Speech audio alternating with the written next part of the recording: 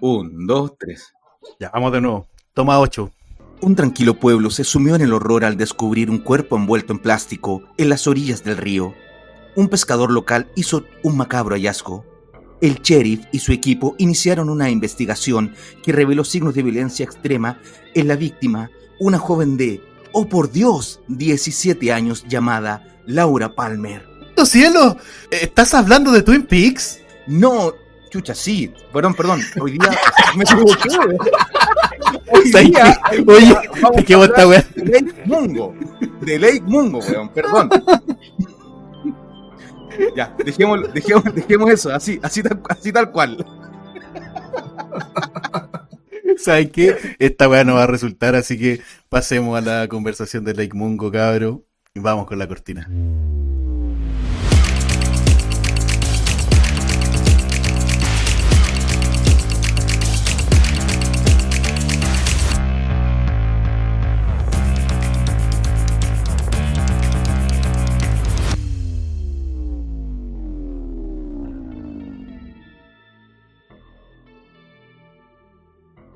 Oh cielo, oh por Dios, y si hablamos así para acercarnos al público latinoamericano, serviríamos como youtuber por ahí. ¿Cuenta como racismo?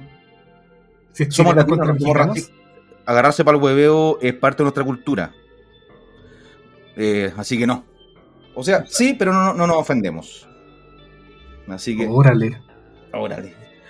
Es que ese es otro acento, el de estar modulando así como, ahora tomaré mi mamila en el emparedado. No sé, ya. Pongámonos serio.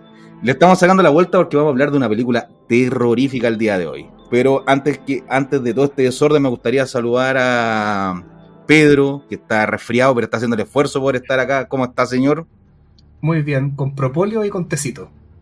Muy bien. Don Diego, ¿cómo está la noche de hoy? Muy bien, preparado para hablar de una película australiana, así que eso de molestar a la gente por el acento está muy acorde. Simio no mata simio, y hablando de simios, el mono mayor. ¿Cómo está, Juan Carlos? Gracias por esa presentación, pero fue un poco exagerada. Pero estamos bien, aquí preparados para comentar. Y la pregunta que siempre hago, porque soy pésimo para resumir: ¿quién quiere abrir los juegos y hacer un pequeño resumen de la película? Yo creo, Marco, la verdad es que te vamos a ceder esos honores porque eres tú la persona que tiene la necesidad imperiosa de hablar de esta película y queremos escucharte. Eso es la verdad. Tú has sido el profeta de estas películas. De alguna forma todos la vimos porque tú la habías dicho y fue una genial recomendación, así que los juegos son tuyos. Sí, la vimos porque dijimos, ya, weón, hagámosle caso a este weón para que deje hinchar. ¿Hasta cuándo, weón? ¿Hasta cuándo? La idea de participar en estos programas justamente y armar un podcast era porque quería sacarme el trago amargo de conversar de esta película. Cuenta que era tu plan secreto. ¿Mm? Cuenta que era tu plan secreto. Era mi plan secreto ahí.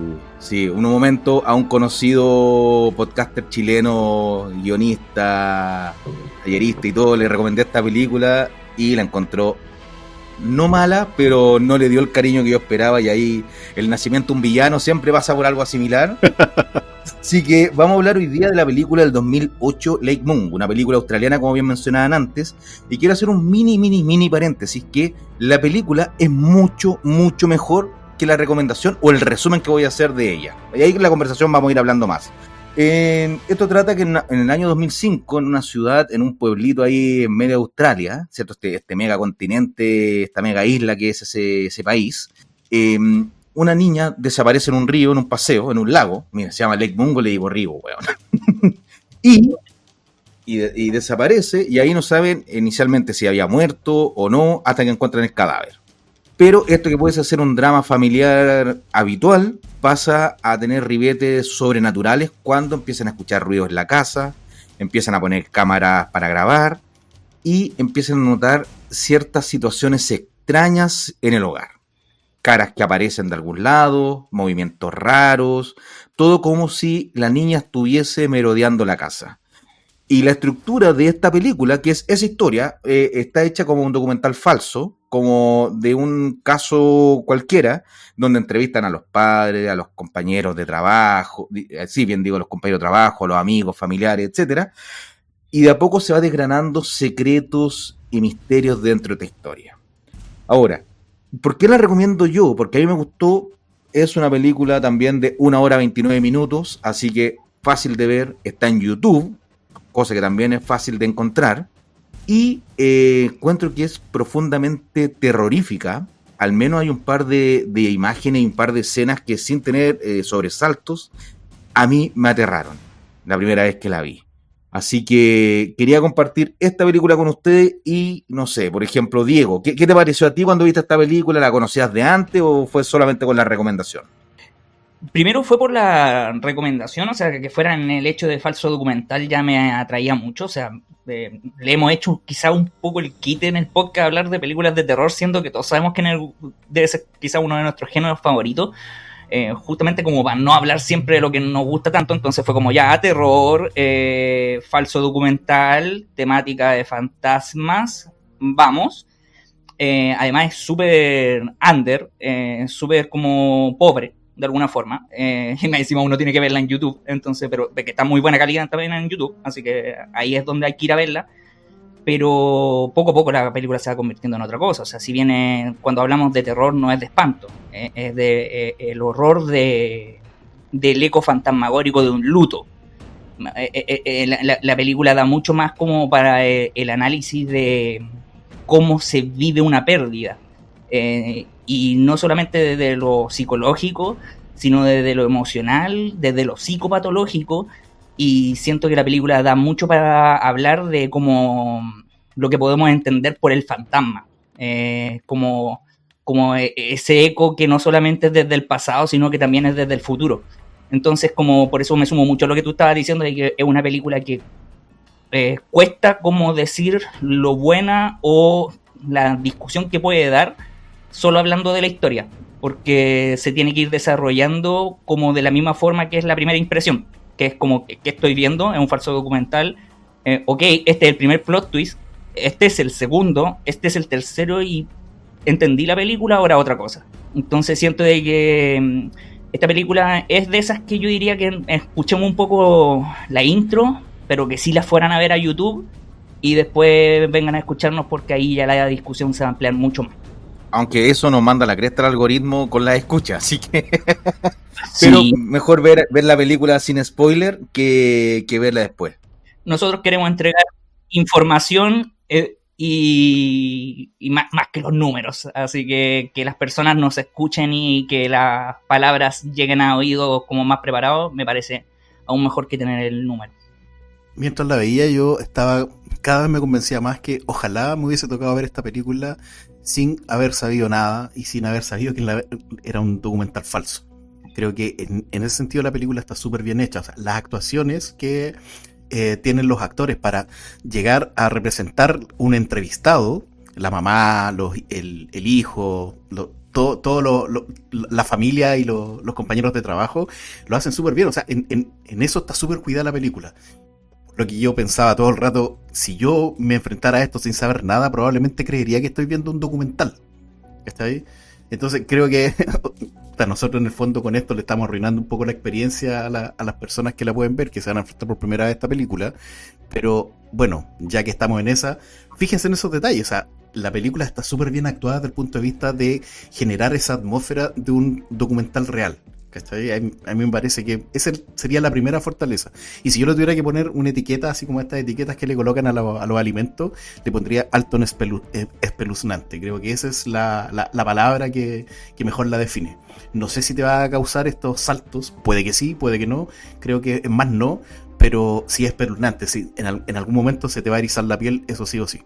En el guión de Joel Anderson ni siquiera estaban los diálogos en los personajes. Entonces mucho de que no solamente actuación, también improvisación de diálogo.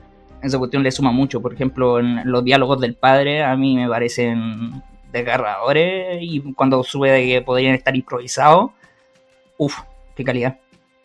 Que no parecen como actores haciendo de entrevistados. Se da la sensación de esa extrañeza o esa incomodidad que tiene la gente cuando no está acostumbrada a estar frente a cámara. y tratan de hilvanar las ideas para estar hablando. No son grandes diálogos los que tienen o grandes oratorias las que generan, sino que se te va dando la sensación de personas muy normales, porque es una familia como bien tradicional, padre, madre, hijo, hija, y la niña que es la que se ahoga, de 16 años, entonces es un dramón. Siempre que muera alguien es una pena, pero más alguien que está recién comenzando a vivir, como dice el cliché, peor aún. Entonces, lo primero que pasa en esta película, ¿cierto?, es que los padres se enteran que en el camping que fue esta niña con sus compañeras, se ahogó. Pero ellos no están seguros si desapareció o no desapareció, y lo empiezan a buscar en el río, y creo que al tercer día aparece el cadáver y el padre le toca ir a encontrarlo. A reconocerla, a reconocer el cadáver. Y los cuerpos, cuando están bajo el agua durante muchas horas, se hinchan, se deforman muy rápido. Entonces es bien grotesco ver a un ser querido en esas condiciones. Tanto así que más adelante en la película le entra la duda a ellos si realmente era el cadáver de su hija o no.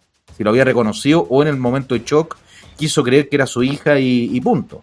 Entonces, cada vez que esta película te van dando como alguna pista, alguna imagen, alguna cosa, luego ponen en entredicho ese mismo asunto. Un ejemplo, el hijo, que el hermano de esta niña, se empieza a aficionar con la fotografía. Y sacando algunas fotografías que está haciendo algunos experimentos, aparece la figura de lo que pareciera ser su hermana. Entonces eso le levanta la sospecha a la madre de si el cuerpo que encontraron era el de su hija o no, hasta querer exhumarlo. O sea, esos niveles de incredulidad empieza a generarse en la familia, y uno como espectador viendo las imágenes trata de entender y trata de ver si es que realmente es el fantasma o no, pero no tiene estos sustos baratos que, de hecho, tiene solamente un jumpscare esta película, y creo que está merecidísimo. Y ni siquiera. Yo digo que no califica como jumpscare porque no tiene ese golpe de shock. No es rápido, sino que es como una figura que, bueno, después hablaremos, pero es una figura que aparece de lejos y uno lo ve venir, hasta que te muestran el primer plano. Por eso yo decía que tiene que ver con que te eriza la piel, más que te da un buen susto. Terror a fuego lento. Y el tema de que, por ejemplo, si estamos hablando de que, por ejemplo, él se mete a la fotografía y que por eso también entramos a la discusión de si es un fantasma, pero paralelamente estamos viendo de que el tipo se metió a la fotografía para lidiar con el duelo. O sea, estamos con el tema miedo, con el tema aparición, pero también estamos como para el lado como el papá está muy metido en el trabajo para lidiar de una forma, la mamá lidia de una forma muy bizarra metiéndose en las casas o cosas por el estilo. Entonces como muy bonito cómo va hilando la idea de sí, vamos a hablar del espectro, vamos a hablar del fantasma, pero a través de esta historia que también te voy a contar de cómo perdimos a una chica de 16 años en nuestra familia. Es interesante lo que dice Diego porque si uno ve la película de forma superficial, uno trata de buscar los elementos de terror desde el primer minuto. Pero si es que uno se centra en ese drama, creo que la película termina ganando mucho más. Y es una temática que recorre todos los personajes. Tú dices, claro, el hijo con la fotografía, el papá, la mamá lidiando con la culpa y como tal vez le echa la culpa al papá de no haber cuidado tanto a los hijos. O la idea de que no la conocían tan bien, quiénes son los vecinos con quien viven. Y también el personaje de este vidente que ayuda a las personas a superar sus pérdidas. Entonces, como que todo va confluyendo el falso documental a eso, hasta que tiene el último giro, como bien dice Diego. Entonces creo que cuando uno se centra en esos aspectos de la película, y no tanto los elementos de terror, crece. Si es que uno espera una cuestión de terror clásico, etcétera, yo creo que va a salir un poco decepcionado. Y podríamos también aquí el tema de la tecnología, porque, o sea, estamos hablando de una película vieja, o sea, no vieja, pero ya han pasado sus años. Viejísima. Pero sí. 2008, viejísima. Clásico. Pero de alguna forma las tecnologías de grabación se masificaron de tal forma de que podíamos acceder con esta tecnología a experiencias nuevas, y el registro de experiencias es un poco lo que es el recuerdo, que también es una cosa que va a estar ligada con el duelo. Entonces el hecho de que también esto esté filmado de una forma de registro y desde las cámaras, pero no de una ficción, sino de que ahora se ha masificado el uso de las tecnologías, como por ejemplo para que él pueda tomar fotos o como que se puede estar haciendo este reportaje. Entonces como que hasta hay una cosa meta en el material de registro que ya está hablando un poco de la narrativa del recuerdo. Diego, de hecho, en El Espinazo del Diablo, Guillermo del Toro, ocupando la voz maravillosa de Federico Lupi, decía, pues, que es un fantasma, un sentimiento suspendido en el tiempo, como una fotografía borrosa, como un insecto atrapado en ámbar.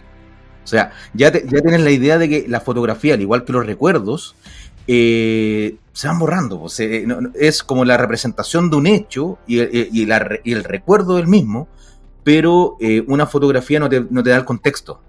Del mismo modo que nosotros las personas, aunque sean muy cercanas, como en este caso tu hermana o tu hija, ¿cierto? Uno nunca llega a conocerla. Y eso es de las cosas también bien interesantes y bien morbosas que tiene la película.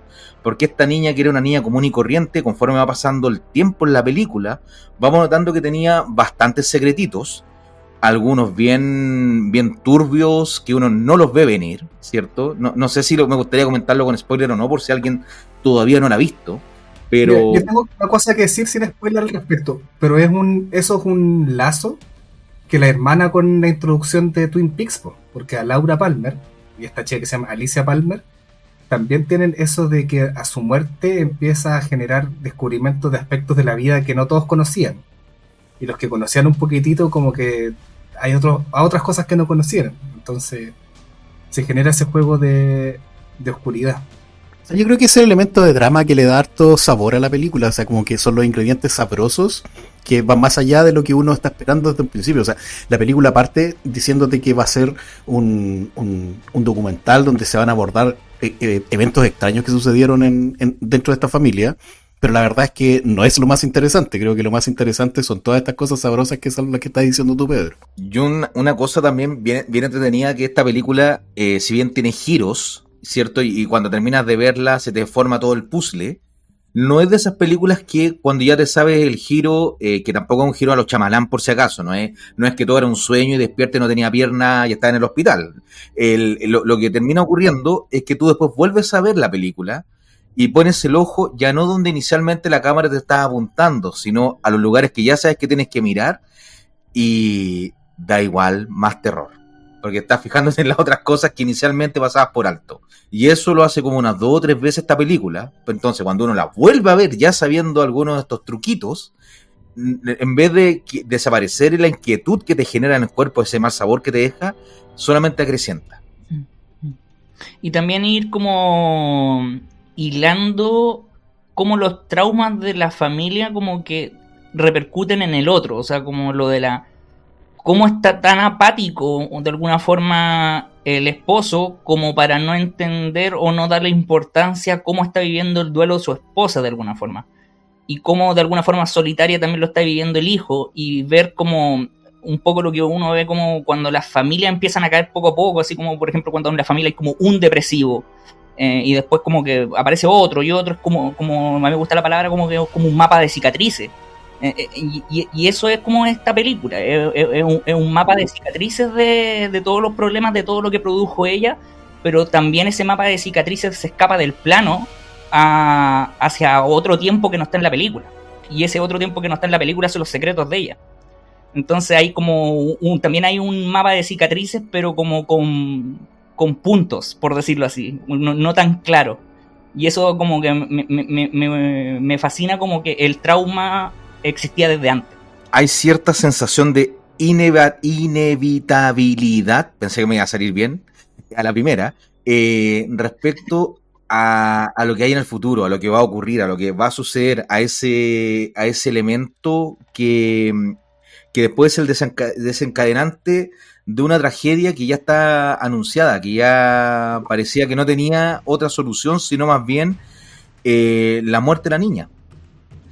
Que creo que eso es uno de los elementos que más adelante con spoiler me gustaría comentar, porque es de las cosas que más terror me da a mí, que de esos terrores que se me meten en el cuerpo.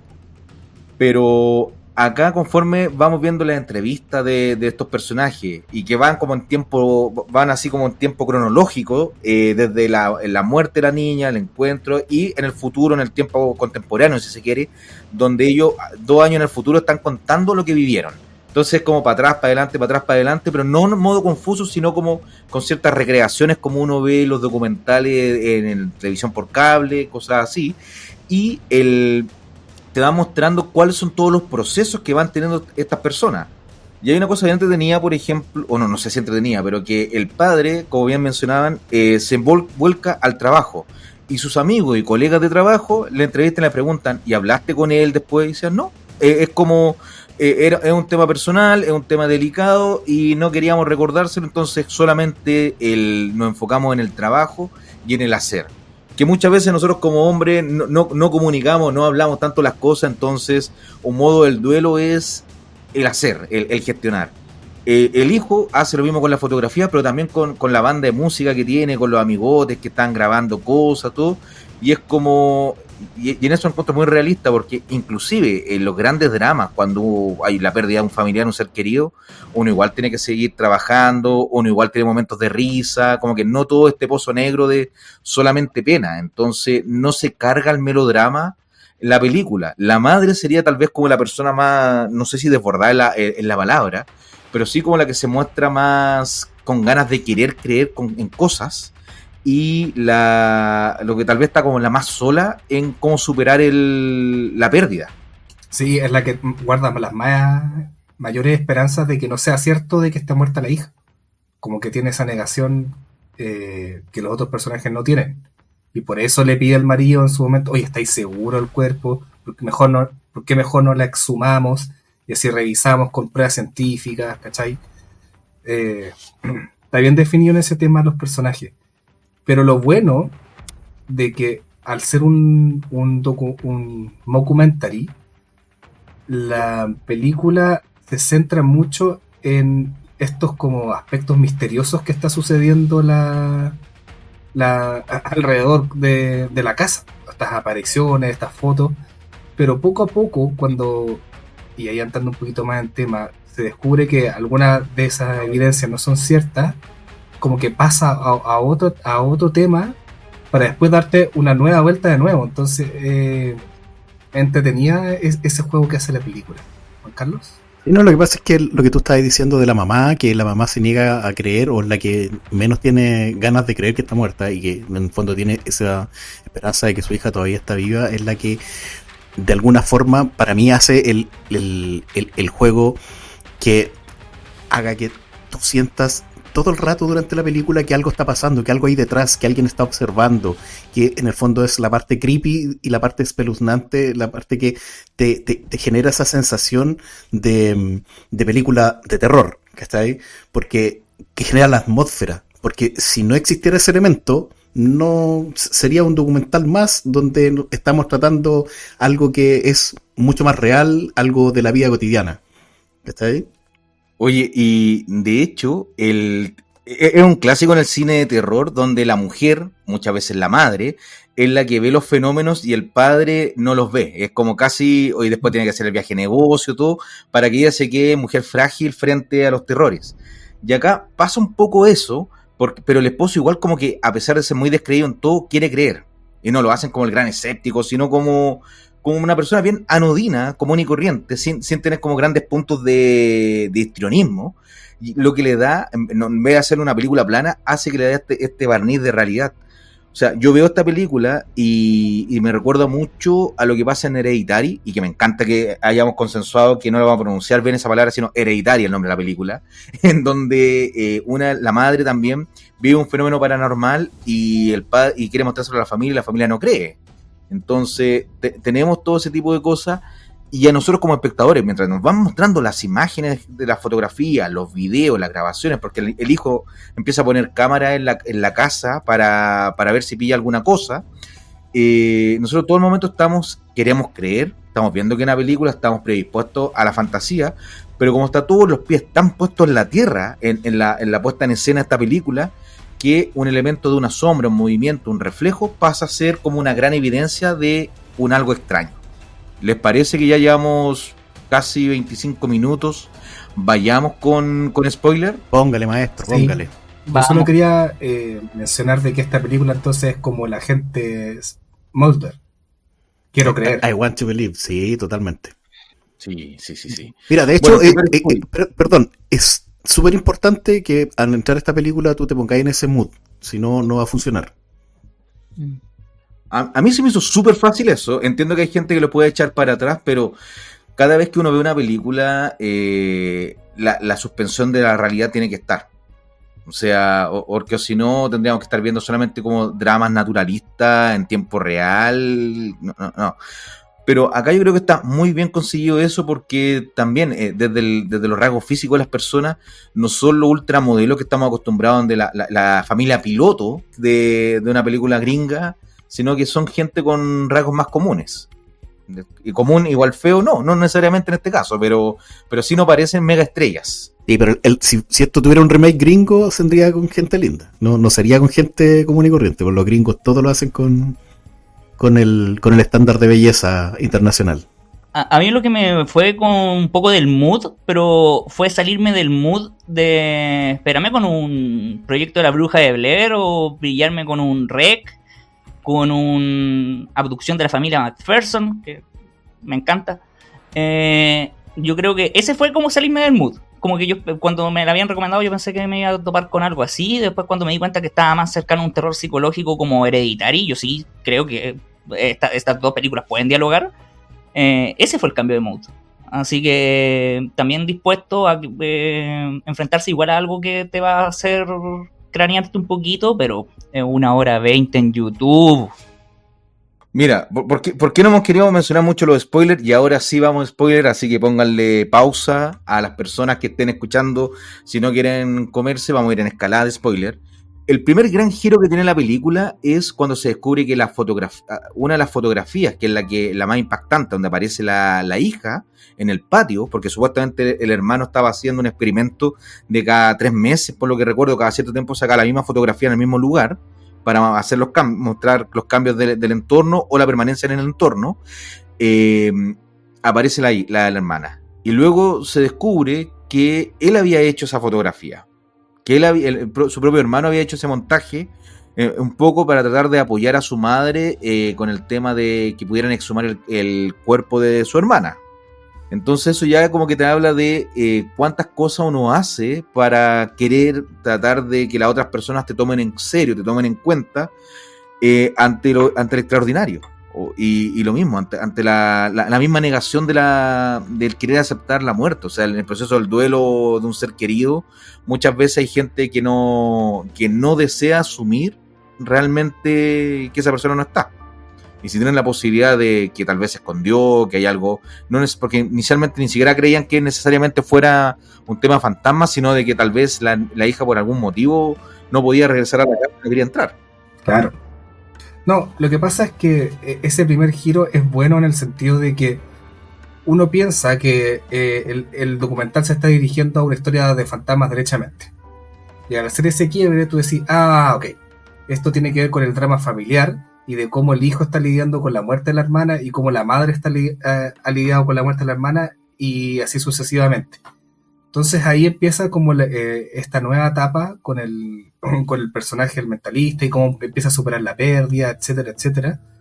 Pero ahí tenemos el segundo quiebre que me gustaría que pasaras a relatar, Marco. Esta cuestión tiene más plot twist que Caligari, pues. Si tiene como 3 más o menos, 4 que nos tira a distintas películas. Caligari tiene mejor fotografía, hay que asumirlo desde ya. No, tremenda fotografía Caligari, pero eso es otra conversación. Así que uno de los giros que hay también es que se descubren que en una de las imágenes se veía reflejada la cara de la hija, ¿cierto? En un espejo. Entonces luego notan que en realidad esa imagen la había hecho con reflejo porque había puesto como un video en el televisor, ya sea que rebotara, y eso te da el efecto como que hubiese alguien. Pero también encuentran que en grabaciones de otras personas que también estaban ese día paseando, aparece de fondo esta niña. Entonces el día que se iba a morir, como que se estaba escondiendo y todo. Entonces siempre van pasando como distintas cosas, pero uno de los grandes quiebres es cuando se ve que estaba otra persona, en la misma foto que te había mostrado que era un fraude. Sí había una persona que estaba ahí, de una grabación de hecho, que pasa caminando, y luego cuando empiezan a verla bien se dan cuenta que era el vecino, que se había metido a la habitación de la niña.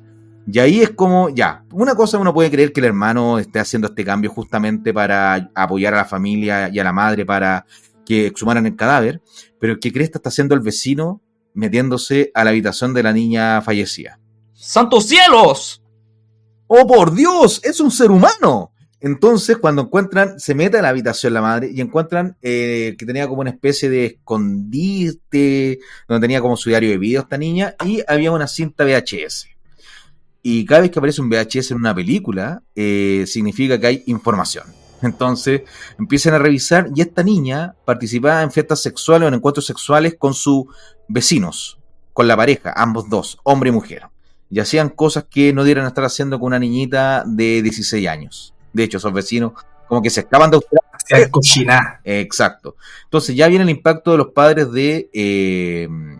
ya empezamos a notar que hay cosas de nuestra hija que no sabemos, que así tenía estos encuentros que no se lo informó a nadie. Entrevistan a las compañeras, dicen, nunca pensé que ella fuera de ese tipo de niñitas, como cierta carga moral que le reviste en ese comentario. Entonces todo ese tipo de cosas te van generando esta sensación de extrañeza, hasta que ya empezamos a avanzar.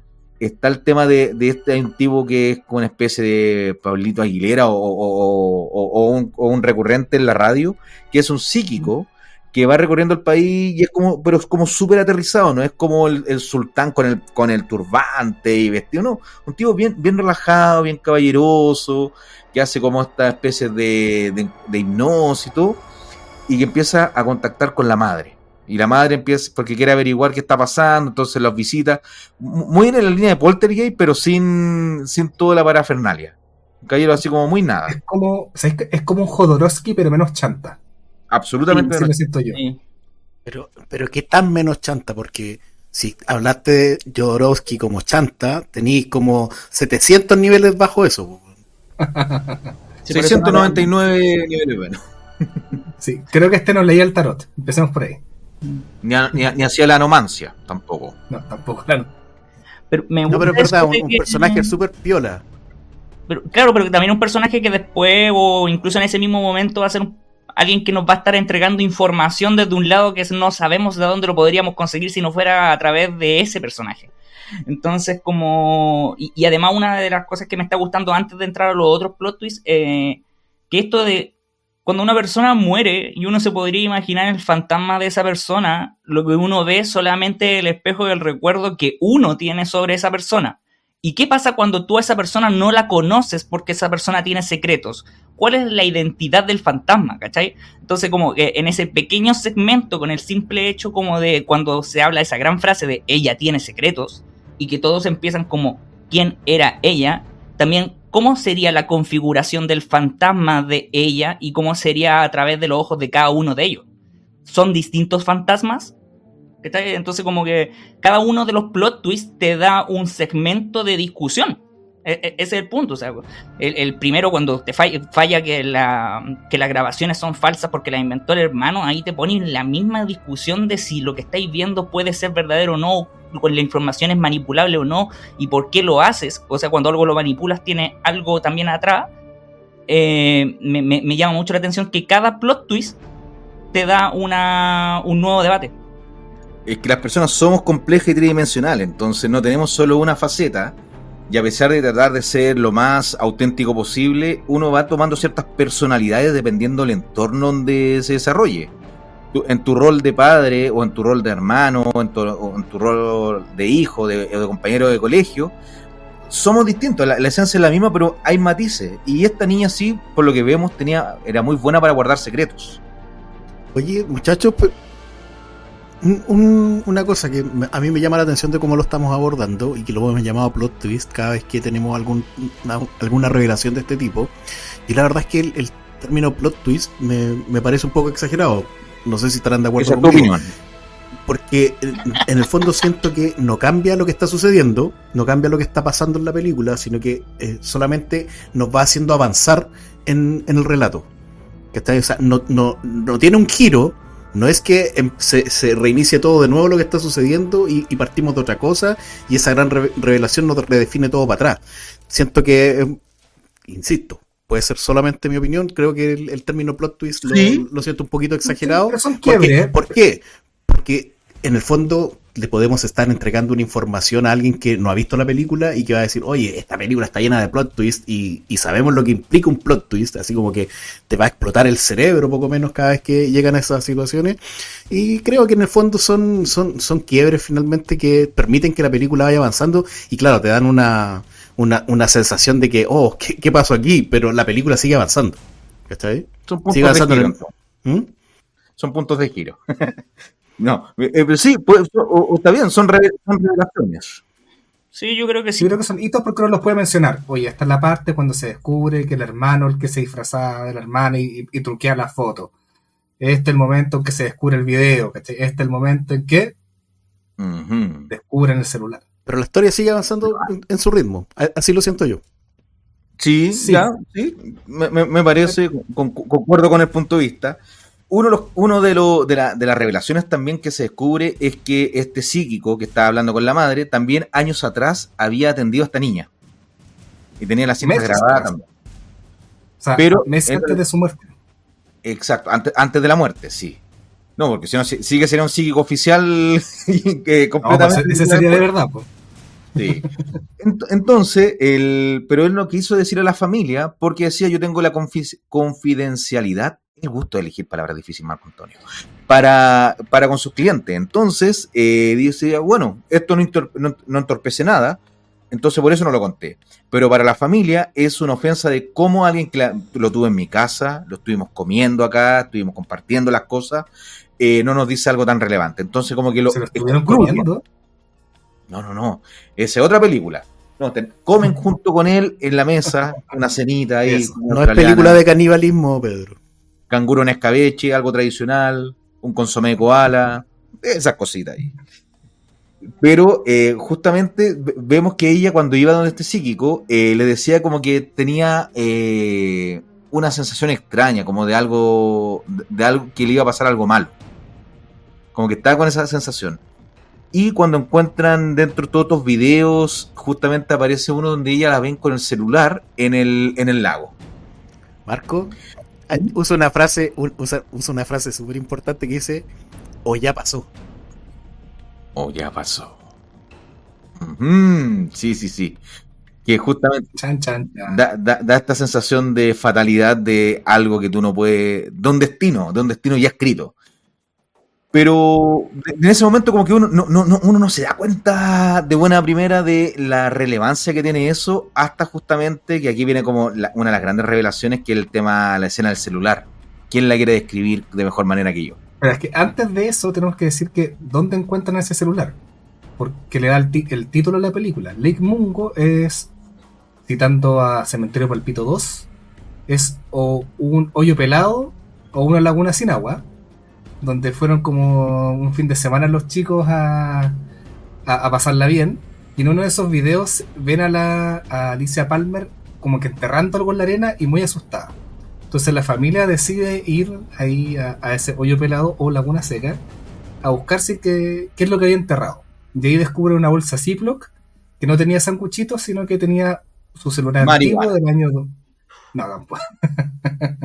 Es que cuando te al Cementerio Palpito 2, yo estoy entre personas con mucha cultura. Con mucha cultura. Aclaremos que... sí, totalmente. Bueno. Oye, aclaremos que el celular que encuentran ahí, estamos hablando de celulares de la época de los Nokia indestructibles. No estamos hablando de los celulares que nosotros tenemos ahora, por lo tanto, el tipo de grabaciones que lograban esos celulares no eran de la calidad que tenemos hoy. Por lo tanto, la película sí se sostiene en eso de que las grabaciones son de una pobreza en cuanto a su calidad de imagen, que es consecuente y que permite que la narración sea como es, porque que no estamos viendo bien lo que nosotros queremos ver bien. Son de la época en que uno se pasaba los videos por infrarrojo. Y uno gastaba plata en los ringtones. Yo ahora, no sé cuántos años llevo sin que escuchar un sonido de mi celular cuando me llaman o me llegan mensajes porque me estresa esa cuestión. Ahora, yo creo que aquí este es el gran parteaguas de la película y es por lo que para mí se agrandece como gran obra del cine, como gran obra del terror, que es qué es lo que se encuentra en ese celular. ¿Cuál es el horror que hizo que esta niña se asustara? Que tiempo antes tenía la sensación de que algo malo le iba a ocurrir. Y la duda es, ¿vamos a poder ver lo que está en ese video, en ese celular? ¿O el celular está malo? Por suerte, como era un Nokia, como bien mencionaban anteriormente, lo prenden, o sea, tenían que cargarlo un ratito porque ya habían pasado 2 años, más o menos, parece. 1 año, no sé, pero como 6, 7 meses, pero había pasado mucho tiempo. Pero revisan el celular y ahí aparece ella, están todos los compañeros, todos los amigos disfrutando, y lo está pasando bien, pero de repente ella ve que algo a la distancia se empieza a acercar, como un bulto blanco, como una mujer, una persona. De a poco empezamos a notar que es un cuerpo humano. Se va acercando, pero como es tan mala la calidad, porque está oscuro todo por una parte, pero por otro, porque el mismo celular no graba tan bien, empezamos a ver como ciertos píxeles que se te van acercando. Hasta que se acerca una cara, que era ella misma, pero como toda inflada, como si hubiese estado en el agua unos 3 días reposando, y uno ve eso, y es como, ya te choca a ti como espectador.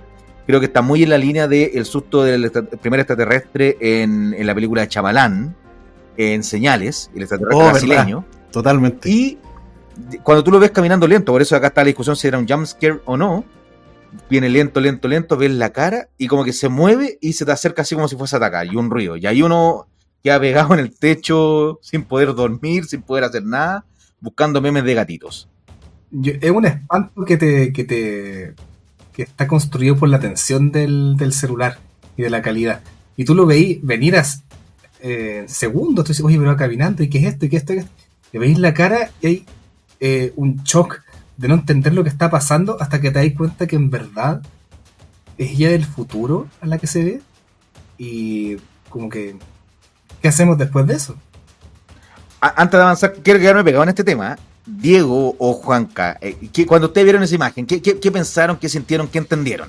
La primera vez que vieron esa rareza, esa extrañeza. Yo reconozco inmediatamente que tuve que esperar a las secuencias siguientes para entender que se trataba de ella misma. Me costó asimilarlo, me causó el efecto de miedo, pero me costó entender lo que estaba pasando en la narración de la película. O sea, cómo me lo quería contar la película, no sé si la película precisamente en ese momento quería que yo supiera lo que pasaba, que era lo que le estaba pasando a la niña, y tuve que esperar un poquito más para comprenderlo. No me entró el efecto inmediato. Contó que entrar entonces. Para mí fue chocante, pero como porque yo estaba muy metido en la cuestión del drama. Yo me había salido de lo sobrenatural, estaba solamente metido en el drama, no sé, como cuando estáis viendo Babadook y cachai que la cuestión tiene que ver con materno, como que te cambia la película entera y como que dejáis de pescarla de otra forma. Me pasó lo mismo aquí y fue como... tiene esta idea del fantasma como eco, y ese eco no es solamente para atrás, también es para adelante. Y estamos ante el futuro, y esa cuestión me construyó aún más la cuestión porque... Lo había escuchado en alguna parte, pero como que la película lo abordara de alguna forma, me dejó como... ya me tenía ahí, pero con esto subiste hartos peldaños más. En una escena. ¿Y tú, Pedro? No, yo me di cuenta de la cara de la niña, pero quedé como medio desconcertado, porque al principio pensé que era un giro en la ciencia ficción, del estilo esto, un viaje en el tiempo circular, al estilo Terminator. Pero después como que pensándolo bien, horas después, mirando el Instagram de gatitos, como dices tú, como que la reflexión que vi, a la que llegué, fue que hay un miedo, hay una proyección en tu muerte que es tan violenta, cuando es tan violenta tu muerte, que se propaga como a través del tiempo. Tal vez en este sentido era como cuando tú dices de que era inevitable era tal vez porque la vida que ella estaba llevando, esos secretos que ella tenía, hacían que no pudiera seguir en adelante nomás la vida. Y en ese sentido, el fantasma es el resultado de lo que ella está haciendo ahora en el presente. Entonces, es una... ¿Y toda esta interpretación fue sin sustancias? ¿Cómo? ¿Toda esta interpretación fue sin sustancias? Sin sustancia. Pero tal vez le estoy dando demasiadas vueltas y quería hacer un shock nomás. Pero, porque en verdad la película, después de eso, que nos queda muy poco. Marco. Pero yo, ¿por qué me quiero detener en esto? Porque creo que la película está construida para dos cosas. Una, este susto que te redefine todo. Porque aquí como ya muestra las cartas de que efectivamente no eran paranoias de la familia, a pesar de todos los fraudes y todas las cosas. Es decir, las fotografías falsas del hermano, que el fantasma que aparecía era el vecino metiéndose a tratar de sacar este video porno con ellos teniendo sexo, ¿cierto? Ya te muestra que hay un elemento efectivamente anómalo. Dentro del folclore existe el fenómeno del doppelganger, que es como el doble igual a uno, que sería como lo que uno asumiría si es que supuestamente tú te encuentras con alguien que es idéntico a ti, es un presagio de mala suerte, o el que ve a su doppelganger, en muchas culturas dice que vas a morir. Pero acá es algo mucho más complejo, porque nos estás viendo como hoy día me veo así como quien se mira en un espejo, sino más bien que estás viendo un eco del futuro como si tú tirases una piedra en un lago con agua en este caso, y estas ondas se expandieran ya no solamente hacia el futuro, sino hacia el pasado, como en esta circularidad o de tiempo continuo, como pudiéramos hablar como el Doctor Manhattan en Watchmen. Hay que siempre mencionar a Alan Moore cuando uno tiene la posibilidad de hacerlo. Pero también hay un fenómeno o un monstruo del folclore, una criatura del folclore escandinavo que se llama Bardoyer, que es como una especie de imagen, espectro del futuro de ti mismo. Ahora, cuando yo comentaba inicialmente o en otras ocasiones que esta película me da un profundo terror, es justamente esa imagen. Y aquí cuento una pequeña anécdota que no me ha pasado nada extraño por si acaso, pero que son de las cosas que sí me da miedo. Cuando yo viví mucho tiempo en departamento, y para llegar al departamento en algunas ocasiones tenía que pasar una pasarela, un puentecito. Entonces había un momento donde yo veía el edificio, mi departamento lo alcanzaba a ver, después como que esta lomita me tapaba la vista del edificio mientras iba subiendo hasta que lo veía nuevamente. Yo una vez me pregunté qué pasaría si yo mirando a mi departamento desde la calle me viese a mí mismo mirándome desde las alturas. Que una pregunta pelotuda. Pero me entró un miedo así existencial que cuando vi eso reflejado en esta película me mandó a la cresta. Entonces, por eso es una de las cosas que me gusta mucho, porque resuena mucho en mí ese miedo irracional, porque es algo tan absurdo que no tiene lógica. Verte a ti mismo, más encima verte a ti, reconocerte y reconocerte en mala situación, en mal estado, putrefacto, ¿cierto? Inflado de agua, de muerte, debe ser una cuestión pesadillesca. Y esta niña siguió con su vida una vez que vio esto, pero no le dijo nada a la familia. Así como tampoco le dijo el tema de los encuentros sexuales con adultos, con sus vecinos, tampoco comentó este tipo de cosas. Entonces había una cierta soledad tremenda, que peor aún, después sabemos que esa soledad no solamente se quedó en la muerte, o sea, como que la muerte no fue el gran alivio que uno esperaría de este terror. Entonces, para mí, ese es como el primer gran, o el gran golpe de gracia que tiene esta película. Y el otro es cuando ya esta familia encuentra el celular y siente que hicieron las paces con el fantasma, que ya no escuchan nada, como que lograron conocer todos estos elementos, aunque fueran oscuros, de su hija, y dicen, bueno, podemos dejar ir, y se cambian de casa. Inclusive hacen hasta las paces con el psíquico, porque decían así como que no, ahora estamos todos bien, está todo bonito, seguimos con la vida, y termina con un final feliz mientras te van mostrando una cámara preciosa como se va moviendo por la casa que llegamos a conocer tan bien, y la casa vacía. Hasta que empiezan los créditos y empiezas a notar que en todas las fotografías que te habían mostrado, que no habían fantasmas, que eran solamente montajes o que habían hecho, sí, si tú alejabas la cámara o movías bien el lente para enfocar algo, sí estaba la presencia de esta niña, dando a entender que ella sí efectivamente estaba ahí y queda atrapada, y peor aún, queda un fantasma en una casa sin su propia familia. O sea, orfandad, inclusive después de muerto.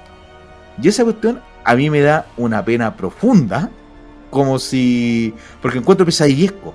O sea, no es inconmensurable qué es lo que me pasa con esta película, A Ghost Story, que también se la he recomendado montones de veces, porque creo Estaba que pensando también... en la misma pena. Estaba pensando en la misma pena de ese fantasma, en la misma tragedia del fantasma de Ghost Story, porque también es un fantasma que se tiene que enfrentar a sí mismo y que ni siquiera, y en ese caso, ni siquiera sabe en qué momento del tiempo está, que es lo más difícil de captar para el espectador en esa película.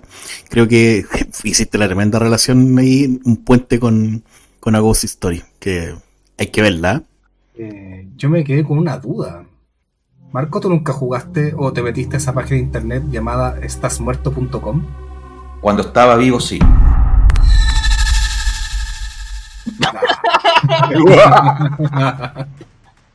¿Pasamos a recomendaciones o hablamos un poquito más del final? Sigamos con el final y recomendaciones. No sé si alguien más quiere decir algo al respecto. Oye, es que de lo que tú contaste, Marco, entiendo que a ti en ese punto en que se revela que a la... ¿cómo se llama la niña? Se me olvidó el nombre. Alice Palmer. Y le iba a decir Laura Palmer, man. A Alice se le aparece su propio fantasma. Uno puede entender, o podría entender en ese momento, que es ella. Yo no lo entendí, no me quedó claro, pero la película inteligentemente después te revela todo con una entrevista que tuvo con el... No sé si era una entrevista, una sección de hipnosis con el terapeuta. Era una sesión. Y esa parte es la que me produjo el escalofrío que tú estabas describiendo, Marco. Y ahí intercalan la imagen, como muy como en el aro, los primeros muertos con la cara chueca. Hace lo mismo con esto por cuando te muestran la imagen del fantasma o este espectro, y luego te muestran justamente la imagen misma del personaje, la fotografía forense de cómo estaba ahogada.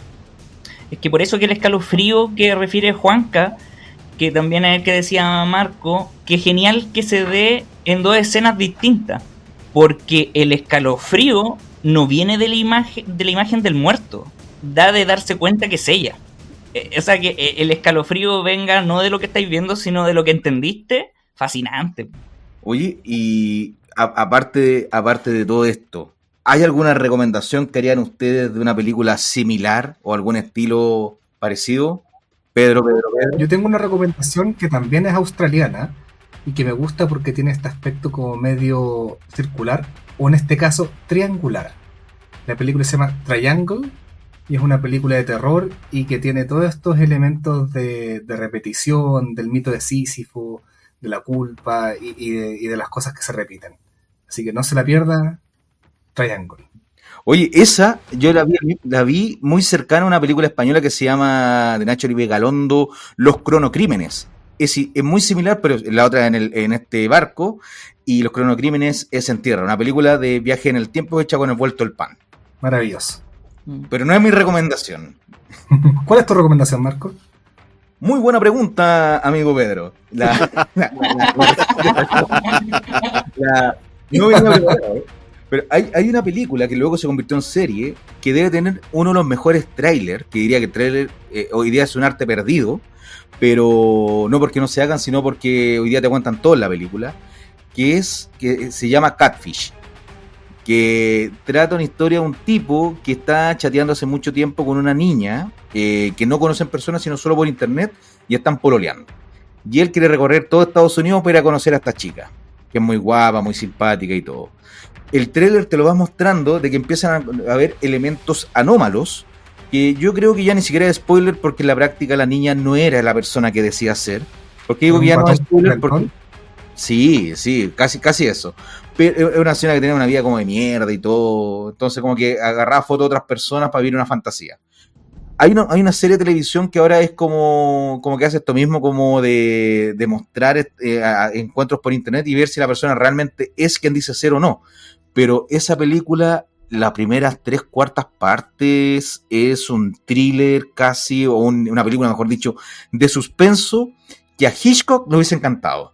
Yo creo que hubiera hecho algo así, porque es un nivel de suspenso, y de hecho me gustaría que vieran el tráiler de la película en YouTube, porque el tráiler no te cuenta nada. Tú no sabes de qué trata o de qué es el misterio, pero es una cuestión completamente atrapante, tanto así que yo estuve como 1 año y medio esperando ver la película, solamente vi el trailer y no quise saber nada más hasta que se estrenó.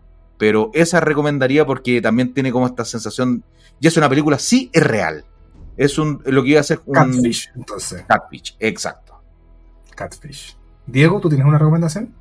Yo tengo una recomendación, amigo Pedro, y esa es Skinamarink. Es una película que sonó en el 2022. Es una película canadiense. Ya, si esta es experimental, la otra ya es una cuestión ridícula. No vamos a entrar a divertirnos. Esto no es para verlo con la abuela. No, es una cuestión rarísima, pero que es rarísima porque tienen que ser unos ojos especiales, porque la película es más o menos un terror tan gigante como ser un niño despertar en la noche y no está tu papá. Pero a través de los ojos de un niño y de un terror y de cómo se va distorsionando como la realidad en la película, como las cosas un poco van desapareciendo, los diálogos son como internos. Realmente uno está en una bola muy loca en la película, pero que si uno quiere ver algo que no ha visto en otro lado, creo que esa película, Skinamarink, lo es, y también sirve mucho para debatir porque, por ejemplo, si uno ve Letterboxd, es una curva hermosa, porque la misma cantidad de gente le pone un 1, un 2, un 3, un 4, un 5. O sea, esa cuestión como que despierta muchas pasiones. Así que esa es una que yo creo que tiene relación con esta. ¿Y a quién me ayuda? A ver, Marco me tiene que ayudar un poco con el tema de los poltergeist. Porque, primero mi recomendación, más que para cine, para ver una película, es una serie. Poltergeist. Marco, tu definición de poltergeist. No la película. La traducción literal es un espíritu burlón. Eso significa poltergeist. Y esta, bueno, en esa película es la de... ¿Tú te refieres a la producida por Spielberg? Sí. No estoy recomendando eso, sino que creo que no piensan que voy a recomendar esa película. Lo que pasa es que hay un caso de actividad poltergeist de los años 70 en Inglaterra, en un barrio que se llama Enfield, y que fue bien famoso, es bien reconocido el caso, y es un caso que fue registrado en audio, ¿ya? Toda la actividad paranormal fue registrada en cintas, y en Apple TV existe una serie llamada The Enfield Poltergeist, o La Maldición de Enfield, para los que puedan encontrarlo en español, que es una serie documental donde se hicieron las recreaciones a partir del audio, donde los actores hacen como, por decirlo, una especie de playback, ¿cachai? De todas las situaciones. Bueno, está muy bien hecha, es muy bonita en ese sentido, o sea, como está hecha, con el cariño que hicieron eso, las representaciones, bueno, están perfectas. O sea, imagínate, las grabaciones las usaron y los actores están haciendo la mímica encima de esas grabaciones. Y son varios capítulos que reflejan toda la actividad paranormal y se trata como un documental. Entonces hago el enlace, ya que vimos una película que es un falso documental. Este es un documental real basado en un hecho que está documentado en audio. Oye, buena recomendación. No la cachaba, había visto por ahí que me había salido, pero no la tenía en el radar. Mira, va a sonar tirado de las puntas, pero creo que la gente que ya está llegando hasta ahora, escuchándonos, va a entender a lo que me refiero. La película La Nostalgia y la Luz, el documental de Patricio Guzmán, hace toda la mención en lo que son los fantasmas, el recuerdo, los que no descansan, del otro lado y de este, y está para ver gratuito en muy buena calidad en la plataforma chilena ondamedia.cl, que uno se inscribe tu correo y puedes ver cantidad de películas chilenas, documentales y de todo, de muy, muy buena calidad y gratuito.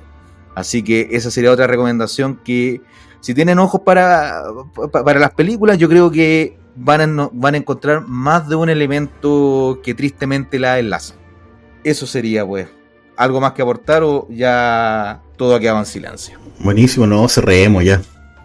Bueno, pues, y nos vemos nuevamente en otra sesión, y recuerden seguirnos y comentarnos y recomendarnos, y sobre todo opinar en Cineclub CL. Estamos en todas las plataformas, e Instagram es donde más movimiento hay ahí para responder y comentar. Así que nos despedimos y gracias por habernos escuchado.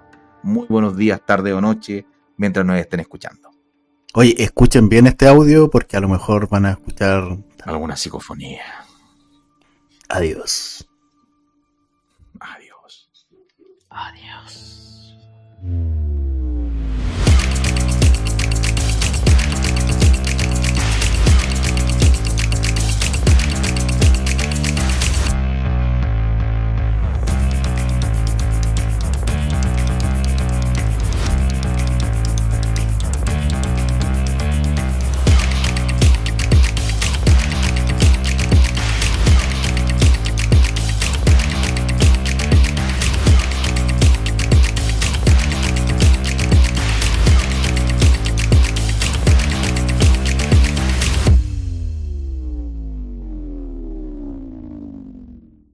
El sheriff y su equipo iniciaron una investigación que reveló signos de violencia extrema en la víctima, una joven de, ¡oh por Dios!, 17 años. Pasé como por 7 acentos. Me salió así como, a mi hijo lo salvó la Virgen de Guadalupe. El por Dios no era necesario. ¡Oh, por Dios! ¡17 años!